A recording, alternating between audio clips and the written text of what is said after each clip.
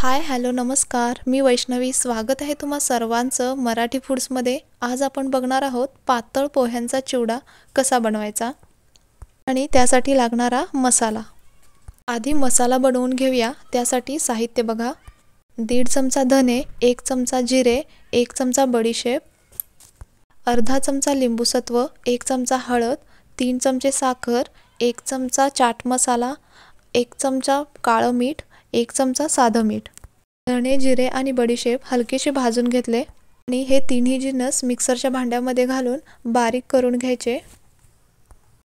आता त्यामध्येच घालायचं लिंबूसत्व, साखर, हळद, चाट मसाला, काळं मीठ, साधं मीठ. आता याची परत एकदा मिक्सरमध्ये पावडर बनवून घेऊया. इथे बघा, चिवडा मसाला तयार झाला.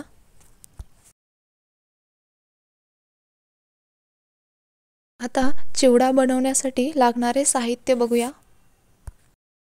हे बघा, अर्धा किलो पोहे चांगले चाळून स्वच्छ करून घेतले. खोबऱ्याचे पातळ चिरलेले 1 वाटी काप घेतले. 1 वाटी फुटाण्याची डाळ घेतली. अर्धी वाटी मिरची घेतली. आवडीप्रमाणे काजू आणि बदामाचे काप, कढीपत्ता, आवडीप्रमाणे मनुके आणि 1.5 वाटी शेंगदाणे घेतले. गॅसवर एक कढई ठेवली. आता त्यामध्ये पोहे घालायचे. पोहे चांगले कुरकुरीत होईपर्यंत भाजून घ्यायचे.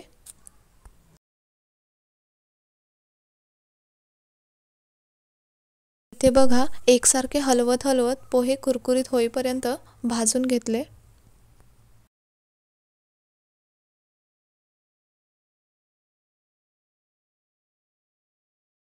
आता त्याच कढईमध्ये तेल घेतलं.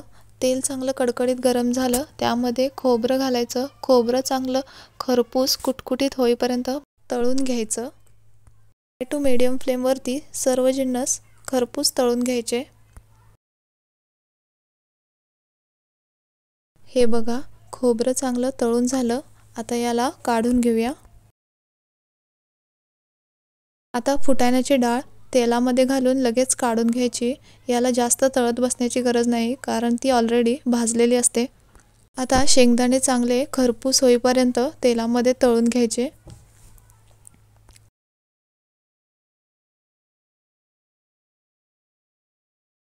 इथे शेंगदाणे पण चांगले तळून झाले. याला आता काढून घेऊया.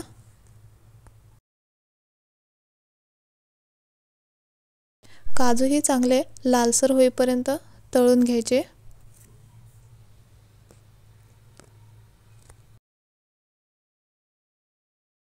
काजू तळून झाले, काढून घेऊया.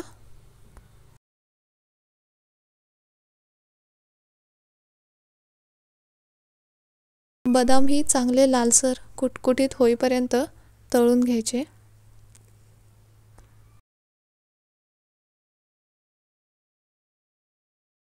बघा, बदाम ही तळून झाले. आता मनुके छान फुलेपर्यंत तळून घ्यायचे. झाऱ्यावरतीच मनुके तळायचे, म्हणजे लगेच बाहेर काढता येतात. मनुके तळून झाले. आता मिरची चांगली खरपूस होईपर्यंत झाऱ्यामध्येच तळून घेऊया.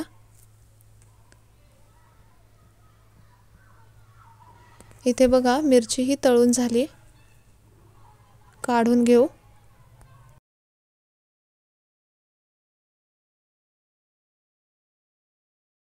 आता तेलामध्ये घालायचा कढीपत्ता.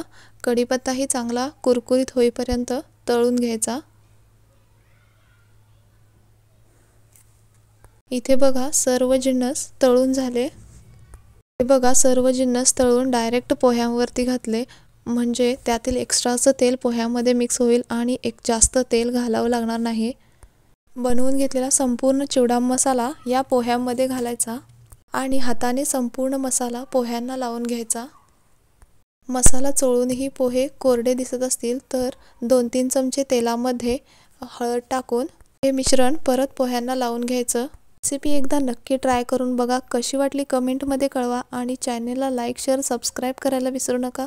भेटूयात पुढच्या व्हिडिओमध्ये. तोपर्यंत धन्यवाद.